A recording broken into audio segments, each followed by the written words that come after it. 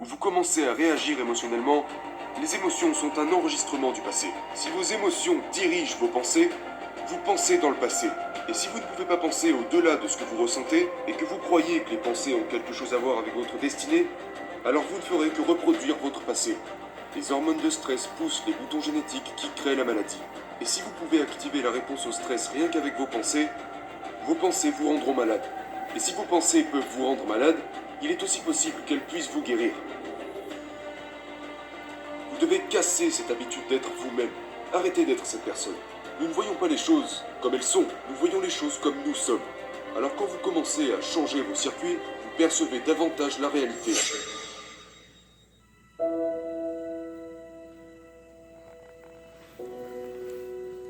Je me suis fait renverser par un camion lors d'un triathlon en 1986 sur la partie cycliste de la course. Je me suis cassé 6 vertèbres de la colonne vertébrale et on m'a dit que je ne remarcherais plus jamais. Et la procédure chirurgicale typique pour les fractures multiples au niveau de la colonne vertébrale est assez délicate. Donc ils ont vissé des longues tiges en acier inoxydable dans mes vertèbres qui permettaient ainsi à ma colonne de rester en place. Mais le pronostic informait que je ne remarcherais probablement plus jamais, donc en quelque sorte, la chirurgie avait pour but de simplement me soulager, sans plus. Je pensais que je ne pourrais plus aller nulle part, que je ne pourrais plus rien faire. J'étais essentiellement allongé sur le ventre et je me suis dit, eh bien, il y a une intelligence qui nous garde en vie, qui fait fonctionner notre cœur, qui nous permet de digérer, et elle doit forcément savoir comment me guérir. Comme une intelligence qui nous maintient en vie. Et j'ai pensé, eh bien, si c'est une intelligence, elle a une conscience. Et une conscience est consciente, donc elle doit forcément faire attention à moi. Alors je me suis dit, regarde, tu vas passer la plupart de ton temps à essayer de te connecter avec cette intelligence pour pouvoir lui donner un plan, un modèle. Et quand j'étais vraiment présent avec ce modèle, je lâchais prise et je le laissais s'installer en moi pour ainsi dire autoriser la guérison. L'autre chose que je me suis dit, c'est que je ne laisserais aucune pensée interférer avec le résultat que je voulais expérimenter. Maintenant, dit comme ça paraît vraiment simple. Mais quand nous faisons face à un choc ou à un traumatisme, nous avons tendance à nous concentrer sur les scénarios que nous ne voulons pas voir se produire, plutôt que sur ceux que nous voulons voir se produire. J'ai traversé 6 semaines et demie d'enfer. Je ne pouvais tout simplement pas me concentrer et faire ce que je voulais faire, parce que je commençais à reconstruire mentalement mes vertèbres et à imaginer un résultat, mais j'imaginais quand même le fait que je puisse vivre dans un fauteuil roulant pour le reste de ma vie. Mais j'ai passé un accord avec moi-même qui était que, si jamais je pouvais marcher à nouveau, je passerais le reste de ma vie à étudier la connexion entre le corps et l'esprit, et l'influence que l'esprit peut exercer sur le corps. Puis j'ai commencé à me poser des questions plus importantes comme « Qui suis-je » ou « Pourquoi suis-je ici ?» Que se passe-t-il après la mort? Comment cela m'est-il arrivé? Quel a été le processus? J'ai commencé à étudier la science qui se cachait derrière tout ça. Et je n'ai trouvé aucun livre conventionnel à ce sujet. Parce que c'est quelque chose de non conventionnel qui s'assimile plus ou moins au miracle, vous savez.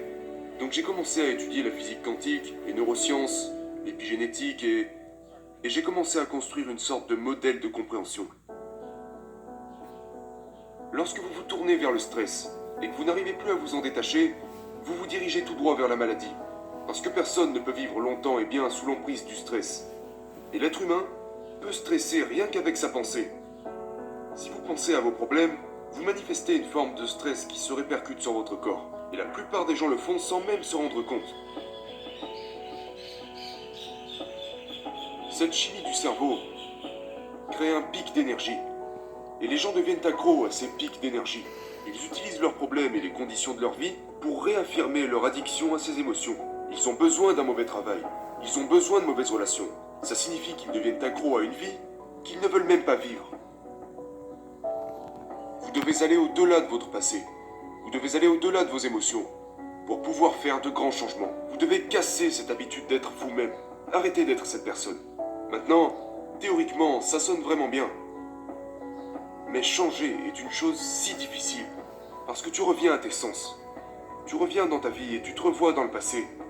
Quand tu es à tel ou tel endroit, face à telle ou telle expérience, tellement de gens réagissent inconsciemment à leurs pensées et sentiments dus à leur environnement. Donc, maintenant, leur environnement contrôle leurs pensées et leurs sentiments. Et ils pensent que pour changer, ils doivent changer d'environnement. Ils doivent être plus grands que leur environnement, plus grands que leur propre situation.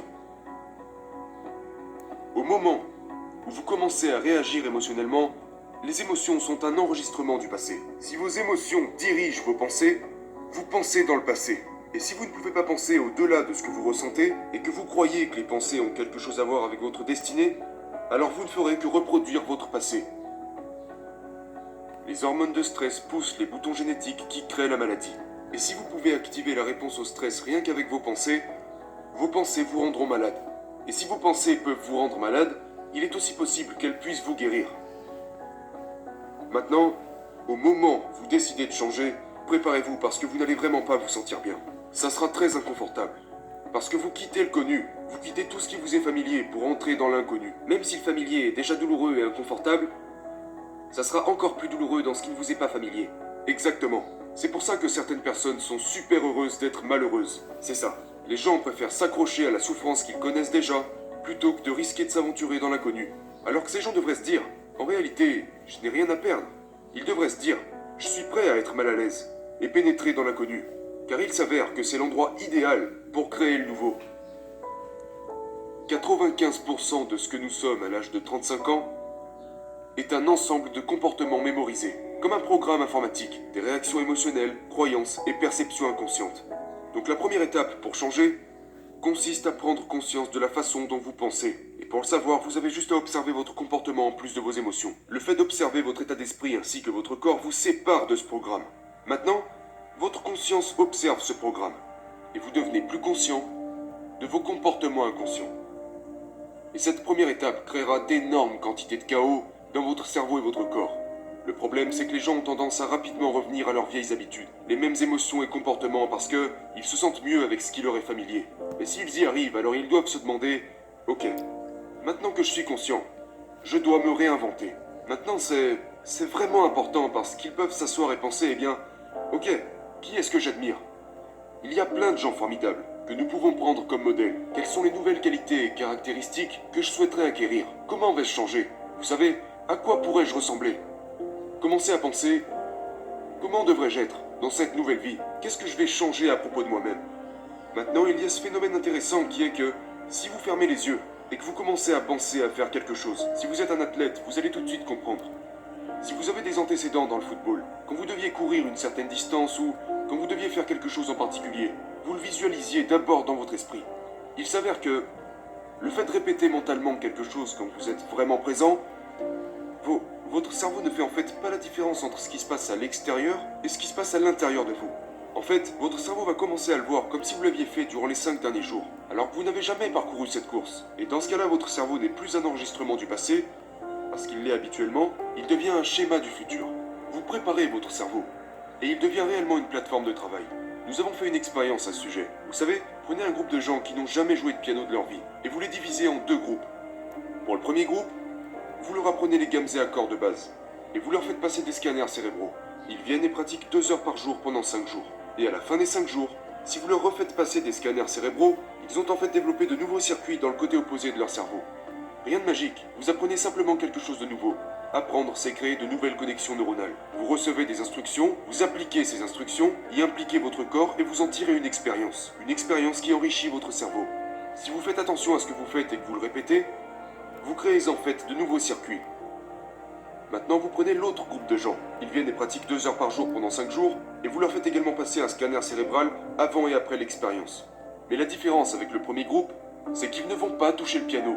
Ils ferment les yeux et se visualisent mentalement en train d'apprendre leurs gammes et accords. Et à la fin de ces 5 jours, ils ont développé la même quantité de circuits neuronaux que les personnes qui ont réellement pratiqué le piano. Qu'est-ce que ça veut dire? Ça ne veut pas seulement dire qu'ils ont modifié leur cerveau en pensant différemment, mais que leurs cerveaux ont réellement cru qu'ils ont joué du piano pendant 5 jours. Maintenant, mettez-les devant un piano, sachant qu'ils n'en ont jamais joué auparavant. Ils joueront parfaitement les gammes et accords en question, parce que leur cerveau a été câblé pour cela, parce qu'ils se sont visualisés en train de le faire. Quelles sont alors les caractéristiques requises pour se plonger dans cet état créatif? Tout commence par créer de nouveaux circuits correspondant à une nouvelle personnalité. Et cette nouvelle personnalité se connecte à votre nouvelle réalité personnelle. Vous devenez littéralement quelqu'un d'autre. Et maintenant, vous refusez les gènes de la maladie et vous développez de meilleurs gènes. Donc, j'ai réalisé que ce processus de réinvention est exactement ce que nous avons toujours fait. C'est juste que nous sommes complaisants dans certains domaines de notre vie et nous nous arrêtons. Maintenant, la dernière chose que ces gens ont en commun, c'est que lors de ce processus de répétition, il y a de longs moments où ils perdent la notion du temps et de l'espace. Autrement dit, ils sont tellement impliqués dans leur monde intérieur, leur imagination, que lorsqu'ils rallument la lumière de la pièce dans laquelle ils se trouvaient, ou qu'ils réouvrent les yeux, ou peu importe, ils pensaient qu'il s'était écoulé 20 minutes au mieux, mais il s'était écoulé 1 h et 20 minutes. Si vous êtes vraiment concentré, et que vous prêtez vraiment attention au moment présent, soudainement, vous quittez cette réalité tridimensionnelle. Et lorsque vous quittez cette réalité tridimensionnelle, il n'y a qu'un seul autre endroit où aller, et c'est le royaume de la pensée. C'est ce qu'on appelle aussi le champ quantique. Et ce champ quantique est l'endroit où existent toutes les possibilités. Donc il se connectait à un champ d'information qui avait tout à voir avec le premier principe, qui est que cette intelligence invisible est à la fois en nous et autour de nous, le personnel et l'universel. C'est le champ unificateur qui régit tout ce qui est matériel dans ce monde. Et c'est comme ça que vous changez quelque chose de matériel. Ça signifie que pour guérir votre corps, vous devez aller au-delà de votre corps. Parce que si vous essayez de guérir votre corps avec votre corps, il y a une chose que je peux vous garantir, c'est que ça va prendre du temps. Parce que vous jouez selon les règles de la physique, alors que vous pourriez jouer selon les règles quantiques. L'énergie dicte la matière. Alors quand vous êtes vraiment conscient et que vous souhaitez faire des changements à partir de là, que ce soit neurologiquement, biologiquement, chimiquement, hormonalement, génétiquement, le changement désiré se produira beaucoup plus rapidement. Vous y arriverez en beaucoup moins de temps, parce que vous êtes connecté à un univers qui n'est pas gouverné par le temps. Et d'un seul coup, vous pouvez percevoir un changement de réalité. Parce que vous commencez à voir des choses qui ont toujours existé, mais vous n'aviez pas encore les circuits permettant de les percevoir. Pourquoi ? Parce que l'événement intérieur est une expérience, et l'expérience enrichit le cerveau. Nous ne voyons pas les choses comme elles sont, nous voyons les choses comme nous sommes. Alors quand vous commencez à changer vos circuits, vous percevez davantage la réalité. Vous devez être plus grand que votre environnement. Vous devez maintenir cet état dans lequel vous êtes plus grand que vos habitudes, que vos émotions et votre corps.